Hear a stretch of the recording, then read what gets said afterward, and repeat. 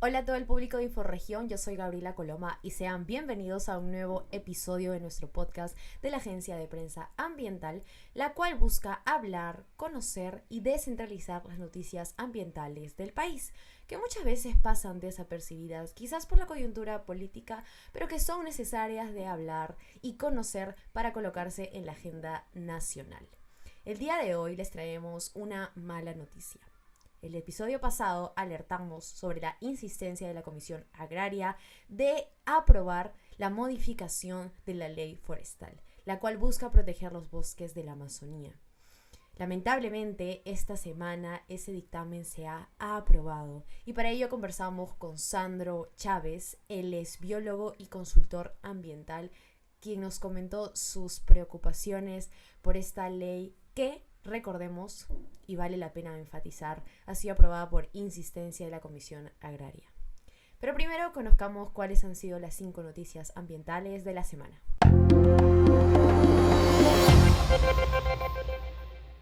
En el episodio pasado celebramos que el Congreso haya aprobado la inclusión del tráfico de fauna silvestre dentro de los ámbitos de la ley contra el crimen organizado, ya que esto entregaría más herramientas a los actores de justicia para combatir este delito, el cual daña al ecosistema y a las especies que viven en él.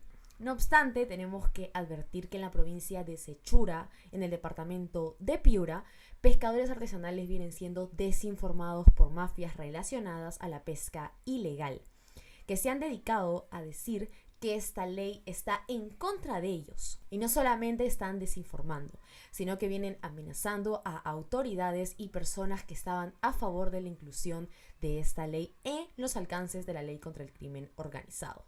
Evelyn Lamadrid, fiscal provincial en materia ambiental del Santa, viene recibiendo querellas por parte de estas mafias. Utilizan a pescadores artesanales para que de alguna forma vayan a mis superiores y puedan pedir mi destitución.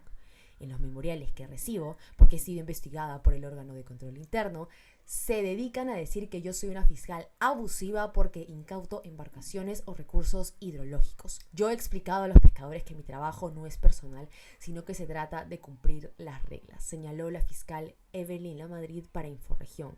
Según la misma fiscal, este memorial que recibió fue enviado por la congresista Nilsa Chacón Trujillo, miembro de la Comisión de Producción del Congreso, y quien en un primer momento había apoyado esta inclusión. El Perú ha sido el primer país de Sudamérica en incluir el tráfico de fauna silvestre en los ámbitos de la ley contra el crimen organizado. Esperemos que no sea derogado porque estas mafias lo que quieren es eso, que los pescadores artesanales sientan que la ley va en contra de ellos. Y hoy se desarrolló la marcha de pescadores afectados por el derrame de crudo ocurrido el último 15 de enero en las playas de Ventanilla. Representantes de más de 20 asociaciones de pescadores artesanales y armadores de los distritos de Ventanilla, Santa Rosa y Ancón afectados por este derrame han marchado desde las 6 a.m. en la Plaza 2 de Mayo para que la presidencia del Consejo de Ministros escuche sus reclamos y implemente medidas que den soluciones a los daños que sufren debido a este desastre ambiental mencionado. Es lamentable que ya se va a cumplir un año desde que este suceso haya ocurrido y miren cómo se tienen a los pescadores. Actualmente ellos han perdido su principal fuente económica, pues ellos estaban tranquilos en las playas hasta que Repsol fue causante de este desastre ecológico. Esperemos que este año se den unas soluciones claras. Hay bonos que no han llegado, autoridades que dicen que se van a solucionar los problemas y hasta ahora los pescadores siguen en las mismas. Siguen esperando respuestas que aún no llegan. Y esta semana se viene desarrollando la COP27 en Egipto y nuestro país ha dado de qué hablar, pero no por cosas positivas, sino que el Perú ha llegado sin propuestas concretas para resolver los problemas del cambio climático que varios países vienen no solamente enfrentando, evidentemente, sino que vienen tomándose acciones para frenar este cambio. Sin embargo, el Perú se encuentra retrasado. Hace pocos meses se divulgó un cuadro que mostraba la contaminación del aire en Latinoamérica en términos de países y ciudades. En ambos campos el Perú estaba primero. Sin duda la crisis política y la incertidumbre del gobierno peruano ha afectado la participación del país en esta cumbre. Nosotros conversamos con el exministro de Ambiente, Gabriel Quijagandría, quien comentó que esto vino ocurriendo ya desde las últimas COP, pues el hecho de que el presidente Castillo no haya ido, por ejemplo, a Glasgow, que era la sede de la COP26, y haya perdido la oportunidad de alzar la voz, ha retrasado la oportunidad de lanzar una declaratoria y una emergencia ambiental por también lo ocurrido en Ancón. Es una lástima que no se haya aprovechado el espacio adecuado. Algo que se hubiese hecho como mensaje político en términos del derrame es crear la Reserva Marina del Norte, la que está pendiente y trancada por intereses petroleros. Perdieron como gobierno la mejor oportunidad que ha habido en los últimos 15 años de discusión de esa propuesta, comentó el ex ministro. La nota completa la pueden leer también en la web de Inforregión y también la dejaremos en la descripción de este podcast. Y debemos seguir hablando de la COP27, pues este martes un informe de Amazonía Viva de la WWF argumenta que las amenazas a la integridad de la Amazonía deben detenerse y deben darse medidas urgentes para proteger el 80% de la selva tropical para el año 2025.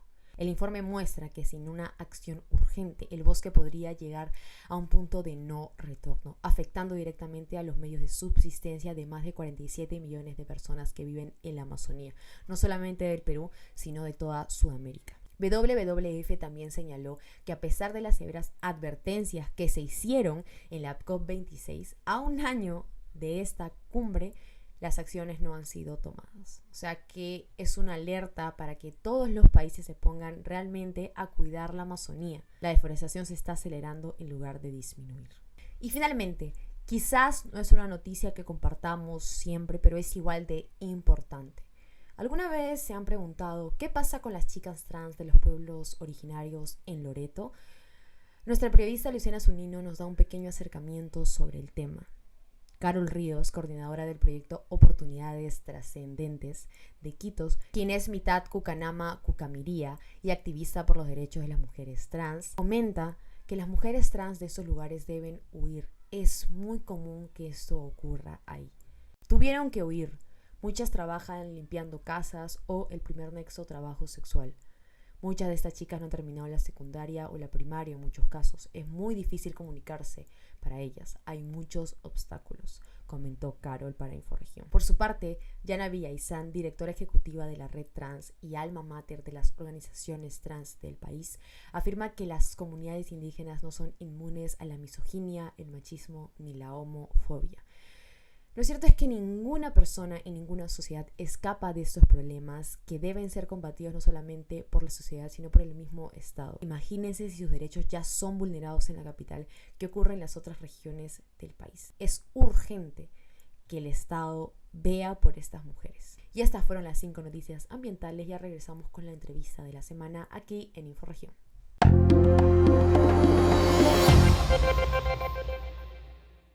Sandro, gracias por estar aquí nuevamente con nosotros. Bienvenido al podcast. Hace unos días habíamos conversado sobre qué riesgos implicaría que la ley forestal sea modificada por la Comisión Agraria. Ahora esto ya es una realidad. Lamentablemente ya se aprobó que ese dictamen sea modificado. Entonces, coméntame qué significa esto en materia de retroceso en relación a los temas ambientales y quiénes son los más afectados por esta modificación.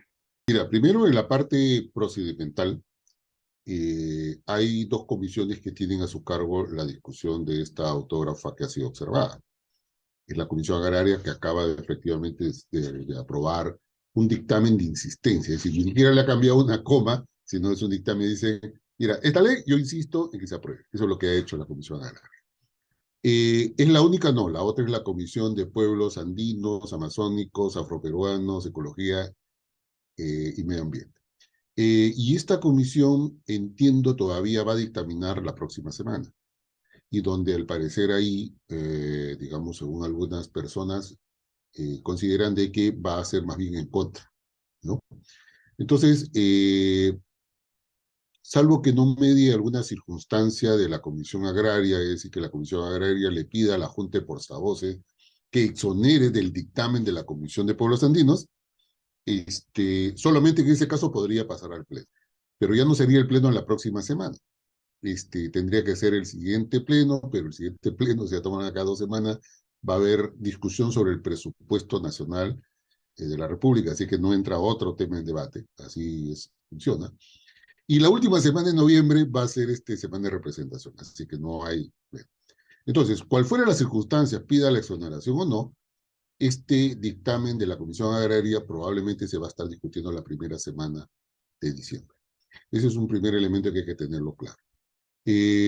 Lo cual abre la posibilidad que todos los que estamos en contra de esta autógrafa podamos no solamente decir lo que pensamos, sino que nos organicemos para hacer, digamos, presión para que esta comisión se derogue. Perdón, se archive. Si en el Pleno finalmente la discusión lleve a su archivamiento. Entonces, para eso hay que tener claro, para eso hay cosas que hay que tener claras. La primera es que esta ley pretende dos cosas principalmente. Uno, le quiere quitar, digamos, la función que tiene el Ministerio del Ambiente para poder opinar sobre la zonificación de bosques, digamos, que se dan en el marco, digamos, de la ley. Y se lo quiere pasar al Ministerio de Agricultura. Yo ahí he sido sumamente claro y creo que no podemos poner al gato de despensero.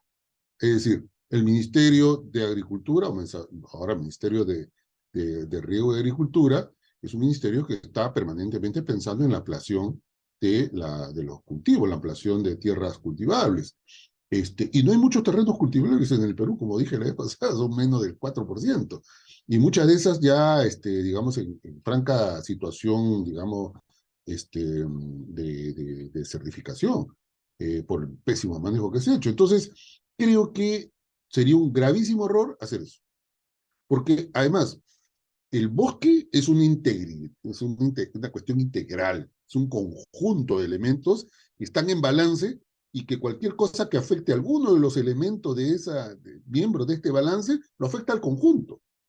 Entonces, como no hay una mirada integral del bosque, ¿ya? Por lo tanto, y se ha dividido conservación para un lado, toma Ministerio del Ambiente, y producción para el otro lado, para el CERFOR, que está en el Ministerio de Agricultura, ambos aparentemente tienen sus propias estrategias. Y no puede ser así, porque muchos de los bosques, sean de conservación o de producción, mal llamado de producción, están juntos, están al costado, son parte de un mismo ecosistema, ¿ya? Pero esa es la racionalidad que se aplica. Por lo tanto, quien tiene esa mirada es el Ministerio del Ambiente. Claro, y esa parte integral que tú mencionas también es muy importante porque en la ley forestal, que fue de gran magnitud y que intervinieron muchos actores sociales como los pueblos indígenas, por ejemplo, en esta modificación no intervendrían estos pueblos. Entonces se está dejando de lado también esa visión de contar con personas que están en el bosque y también a favor de su protección y su conservación.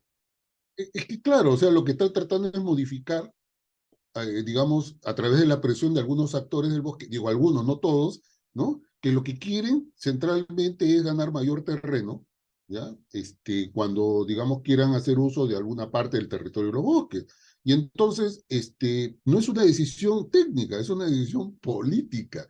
Y a mí me parece que ahí hay un gravísimo error, porque el manejo de bosque tiene que ser una decisión técnica y el único que garantiza es el Ministerio del Ambiente. Por supuesto, el Ministerio del Ambiente siempre lo hace digamos, escuchando a los pueblos indígenas, a las organizaciones, digamos, de sociedad civil y un conjunto de elementos que tienen una mirada diferente respecto al manejo. Entonces, eso para mí está claro. Por lo tanto, el Ministerio de Agricultura, que además se ha puesto, el Ministerio de Agricultura, por lo menos hasta atrás, se ha puesto, entiendo que todavía se sigue oponiendo. Por lo tanto, creo que ese sería un gravísimo error. Y el otro problema que tiene, digamos, la ley pasa por que se quiera hacer, digamos, se quiera hacer el hecho consumado. Es decir, yo ya talé, ahora titúlate, ¿no? Entonces, y eso no es correspondiente, porque si hoy permitimos eso a través de una ley, lo cual me parece un despropósito, entonces mañana, claro, cualquiera dice, ok, talo y mañana busco por el hecho consumado que también me titule. Y así sucesivamente, entonces, claro, y alguien dirá, no, pero pobrecitos, pues, los productores o los campesinos. No, pobrecitos, yo creo que eso se ha venido manejando de otra manera, no necesito una ley. Para eso necesitas que la autoridad, el CERFOR y el Ministerio de Agricultura, en el marco, digamos, de lo que le da la ley forestal, pueda orientar, digamos, para un manejo de actividades sostenibles en el bosque, ¿no? Sin perder la perspectiva de bosque, porque sigue siendo bosque. La Constitución dice que los bosques son intangibles y por lo tanto la ley dice sí, pero puedes hacer algunas actividades en el marco, con el cuidado y un conjunto de cosas. Ya pues, lo que quieren hacer es bypasearse eso, decir, no, esto ya ahora no es bosque, ahora, en la práctica ahora ya es un terreno de cultivo. Esto no se puede hacer. Claro, y eso es lo que tú mencionabas, ¿no? Que la modificación de esta ley permitiría, legalizaría, entre comillas, la deforestación de personas que ya se acentuaron en zonas que no debería hacer agricultura. Y en relación a ello, por ejemplo, también conversamos sobre que esta semana se viene realizando la COP y el Perú está terriblemente crítico en la relación a su qué soluciones o qué visión tiene contra el cambio climático, ¿no? ¿Cómo está Sudamérica, por ejemplo, en relación al cuidado de bosques? O sea, ¿qué nivel comparativo tenemos en relación a ese concepto de preservar los bosques porque son importantes para combatir este cambio climático? Bueno, es gravísima, ¿no? La situación en América Latina, en especial en los países amazónicos.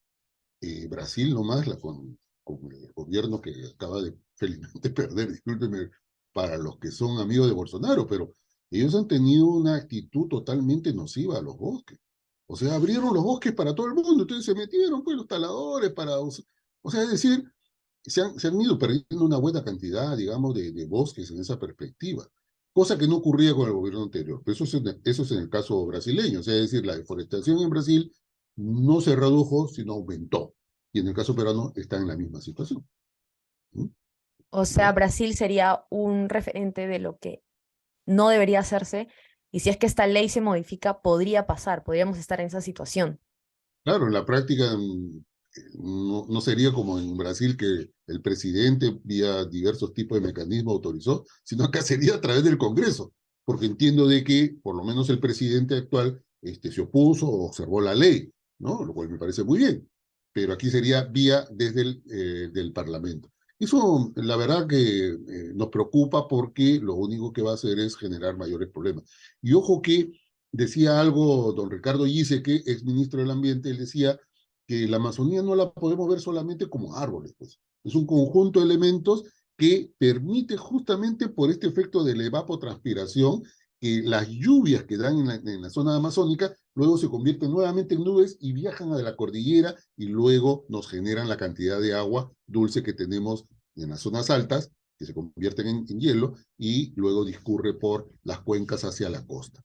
Entonces imagínate tú cuando se reduce la Amazonía, lo que va perdiéndose no solamente es bosque, se va perdiendo esa capacidad que tiene este ecosistema de generar ese agua que hoy todavía está llegando. Y ojo, dicho sea de paso que por el cambio climático hemos perdido pues una buena cantidad de glaciales en el Perú, ¿no? Imagínate si hay menos cantidad de agua llegando ahí. Entonces yo creo que ese es un problema también estratégico, ¿ya? O sea, mantener los bosques también es estratégico, no solamente cuidar arbolitos y plantitas, también tiene que ver con un servicio importante que tiene que ver con la provisión de agua. Sandro, y por ejemplo, ¿tú consideras que modificando esta ley también habría como licencia a que actividades, por ejemplo, como la minería ilegal, la tala, sean un poco más persistentes en la Amazonía? Mira, la deforestación es la deforestación. Por la actividad que hagas, no interesa, es deforestación. Lo hagas porque quieres sembrar coca, actividad ilícita, porque quieres hacer minería ilegal, actividad ilícita, porque quieres talar y llevarte los árboles que están ahí, o porque quieres sembrar cualquier cultivo que se te ocurra porque crees que puedes sembrar el cultivo. Por cualquiera de esas razones y algunas otras más, es deforestación. Es pérdida de área boscosa. Y eso tiene definitivamente una consecuencia en el conjunto del bosque, aunque algunos no lo quieran aceptar. ¿Ya? Uno no, pero es un poquito acá, otro poquito allá, sí, pues, pero cada poquito al final le va quitando integralidad al bosque. Por lo tanto, los que están pensando en mantener y conservar bosques hoy en el mundo, que es la gran mayoría, y que los expertos, inclusive los amigos del IPCC, que es el panel intergubernamental sobre cambio climático, vienen diciendo que los lugares donde los gases de efecto invernadero, en especial el CO2, se ha mantenido permanentemente y es algo positivo, es en áreas naturales protegidas y en territorios indígenas, a los cuales hay que agradecerles. ¿Qué nos está diciendo? Que justamente lo que tenemos que hacer es tratar de que se conserven también más bosques, así no sean de estos dos actores que he señalado. ¿Ya? Entonces, me parece que la estrategia es cómo miras el bosque de manera integral y cómo cualquier actividad tiene que ser sostenible, y tiene que estar en balance con el gran ecosistema del bosque. Se pueden hacer varias cosas, por supuesto, en el mundo ya se están haciendo muchas actividades que no comprometen la seguridad estratégica del bosque. Ya existen, ¿no? Pero el tema es que hay otros, que, porque lamentablemente mucho de la agricultura migratoria tiene que ver con la falta de criterio técnico para trabajar y manejar el bosque. Entonces talan, siembran, ya no hay el terreno, como no es muy productivo, 1 año, 2 años, bueno, se va más allá y así sucesivamente. Casi el 70% de la deforestación tiene que ver con agricultura migratoria. Y no porque el campesino sea malo o le interesa, no, porque no hay manejo, no hay conocimiento. Entonces lo que hay que hacer es trabajar eso. Una de las líneas que tiene que trabajar el Ministerio de Agricultura. Y no se está haciendo, pues. ¿Mm? Claro, tendría que haber una relación, como tú mencionaste, integral entre el Ministerio de Agricultura y el MINAM, ¿no? Pero, por ejemplo, el MINAM en su labor de combatir esta deforestación, ¿cómo viene haciendo el trabajo? ¿Cómo consideras tú que lo viene haciendo? Lo que pasa es que el MINAM no es la autoridad. En este momento, la autoridad en el bosque, la mayoría del bosque, mal llamado de producción, es el Ministerio de Agricultura a través del CERFOR, ¿cierto? Entonces tienen su propia lógica. El MINAM lo que tiene es su Programa Nacional de Bosques, un nombre un poquito más largo. ¿Y qué es lo que hace el Programa Nacional de Bosques? Además de ser bien intencionado, tiene algunos fondos que le da a agricultores, comunidades indígenas, etcétera, para alguna actividad económica sostenible que ellos consideran pues, debe ser, digamos, incentivada. Pero hasta ahí no más llega. Pero ¿quién decide sobre qué se hace en el bosque, cómo lo hace, etcétera? ¿Quién implementa la ley forestal de fauna forestal y fauna silvestre? El Ministerio de Agricultura a través del FERFOR. Y como he dicho, las cuentas no están muy bien. O sea, ya hace 1 año nomás, en el 2020, 2021, la deforestación en el país, que en promedio estaba en 150.000 hectáreas, subió a 200.000, más de 200.000 hectáreas. ¿Mm? Entonces, ahí hay un problema de estrategia. O sea, ¿cómo se está manejando? Digamos, ¿cómo estamos evitando la deforestación? Por todas las actividades que he dicho. ¿Cómo? De mi punto de vista, si las hay, son bastante débiles o no son efectivas. Y entonces hay que cambiar la mirada. Yo insisto, el Perú necesita que el conjunto de sus bosques estén gobernados a través de una sola institución. Y esa institución es el Ministerio del Ambiente. En el Ministerio del Ambiente debería estar el CERFOR, debería estar el CERNAN, como ya lo está, debería estar el propio Programa Nacional, es decir, ser un conjunto de instituciones que con una mirada integral trabajen en el tema del bosque, obviamente articulada con los gobiernos regionales y locales, que también son otros operadores en este asunto que no están cumpliendo su rol, porque muchas veces porque no tienen las capacidades técnicas o por los recursos que necesitan. ¿Mm? En esta cuestión del manejo de la ley forestal se ha descentralizado varias cosas, en este caso la cuestión forestal, pero no está funcionando. Pero, ¿cuál es la importancia de esta ley forestal? O sea, ¿qué es lo que cambió antes de que esta ley esté presente? Mira, esta ley, ha habido varios intentos de cambiar de ley, pero ya más o menos en los años 2000, 2001, cuando se aprueba la ley principal, que es la que cambia la lógica, porque él dijo, oye, si estamos dando solamente para que la gente pueda pedir unas 1.000 hectáreas para poder manejar, ¿por qué no mejor la pasamos a 5.000, 50.000 hectáreas para un plan de manejo y toda una estructura que se hizo? Dijeron, bueno, ok, esa es la opción, ¿no? Y que haya más gente, que con un plan uno le puede hacer seguimiento, y para eso se creó los Infor, ¿no? Los Infor se creó como un ente de supervisión para las concesiones forestales que se empezaron a dar durante los primeros 5 o 10 años. Y se dijo que en esa ley que cada 5 años tenía que hacer un balance, cosa que no se hizo. Luego vino el decreto legislativo 1090 que intentó cambiar justamente, digamos, varios territorios que eran de carácter, digamos, que eran de bosque forestal, de carácter forestal, cambiarlos a territorios de agrícola. Ya sabemos el problema del baguazo, murió mucha gente, lamentable. Y a partir de eso se abrió un debate y vino la última ley que es la que estamos conociendo. Y esta ley, para mi gusto, con varios problemas, pero ya, fue lo mejor que se pudo obtener de manera consensuada. ¿Ok? Listo. Entonces, esta es la que está vigente. Y hoy, nuevamente, intentan hacer una modificatoria. ¿Justamente para qué? Para beneficiar a algunos grupos, porque ¿quiénes están solicitando finalmente esta modificatoria? No todos los agricultores, ¿ah? No todos los pueblos indígenas, son un grupo, efectivamente, de gente que ya taló y que está haciendo producción. Pero como digo, eso se resuelve de otra manera, no se resuelve con el cambio de la ley. Así que yo creo que la ley sigue vigente, hay que mejorarla, por supuesto, no, pero no mejorarla como la están haciendo ahora. En otras palabras, hay que mejorarla, no empeorarla. Creo que ese es el tema. Claro, porque con esta modificación está haciéndose un retroceso a lo que ya se ha avanzado en materia de conservación, ¿no? De cuidado del ambiente, de los bosques. Y exactamente algunos congresistas, tal vez, como tú también mencionaste, no creemos que quieran formalizar la deforestación, pero se podría entender de esa forma si es que esta ley se modifica, ¿no? Claro, pero es que además hay algunos congresistas que están pensando pues en su futuro, ¿no? O sea, porque probablemente varios de ellos tienen un nivel de pensamiento, quieren ser gobiernos regionales o algún tipo de cuestión post ser congresista, y entonces saben que aquí están pensando en votos, ¿no? En algunas personas que van a beneficiar, ¿no? Pero no están beneficiando al país, pues ese es el problema. Además, mira, en la ley del año 2000, más o menos 2001, justamente lo que se decía es que cuando se dan concesiones de 1000 hectáreas y a condición de que reforesten, nadie reforestaba. Y ahora que se abrió de 5000 para arriba, etcétera, igual, ¿no? Tampoco nadie ha cumplido muy bien el rol de la concesión, el plan de manejo, etcétera. Y un momento hace algunos años atrás, alguien de los de EIA, que era una ONG norteamericana, denunciaron lo que le llamaron la lavadora, en donde tú encontrabas, digamos, documentación oficial que decía que sí, que habían sacado tal caoba a tal lugar, y cuando se iba a mirar si había salido, no había, pues no había el tocón, o sembraban tocones, traían un tocón, o sea, un tocón en el pedazo de madera que queda, ¿cierto? Sembraban tocones para la supervisión. Y alguien del gobierno dijo que casi el 70% de todas las exportaciones de madera, creo que era caoba, eran con documentos fraguados.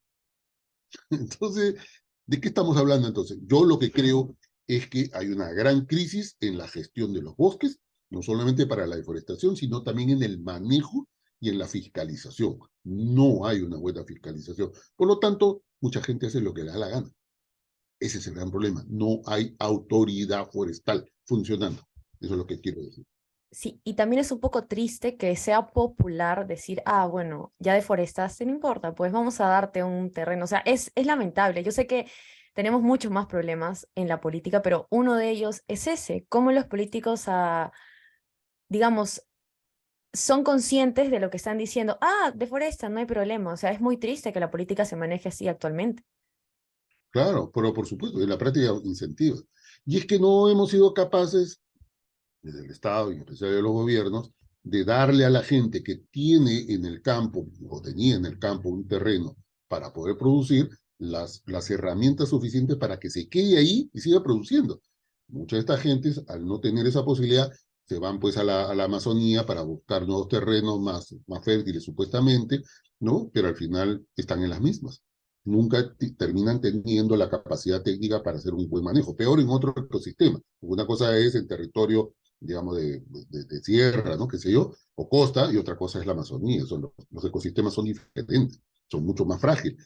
¿Y quién les enseñó a manejar? Nadie, pues ya fueron, hicieron la experiencia. Uno por ahí recibió alguna ONG o alguna institución, digamos, que le dio criterios. Entonces, no hay el criterio. Entonces, no hay política, no hay lineamientos, no hay acompañamiento técnico, por lo tanto, lo único que está haciendo es incentivar esta deforestación. ¿Qué? Sandro, muchas gracias, de verdad. Gracias por esta entrevista y por volver a ampliarnos sobre el tema y los riesgos que conlleva modificar esta ley. ¿Y cuál sería tu mensaje final que quisieras que el Ministerio del Ambiente, por ejemplo, también escuche? O sea, sería lamentable que el país retroceda en materia de modificar esta ley forestal, que lo que quiere en principio es seguir cuidando el bosque, pero también cuidar a los actores que viven de él. Bueno, estamos notificados y creo que es una, digamos, obligación de todos los que consideramos somos ambientalistas o no ambientalistas a hacer el esfuerzo para decirle al Congreso que esta ley debe ser derogada, debe pasar a su archivamiento definitivo, que creo que es lo que corresponde. Y si quieren modificar la ley, hagámoslo bien, hagámoslo consultando y hagámoslo de cara al país, que es lo que corresponde.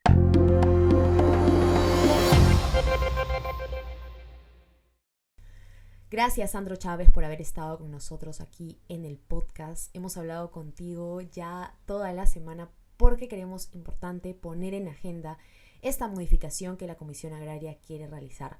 Lamentablemente muchos medios no lo han replicado, pero se está poniendo en grave peligro al bosque amazónico y debería ser una noticia no solamente nacional, y debería no solamente ser una noticia coyuntural, sino una alerta nacional, porque realmente los bosques están en riesgo.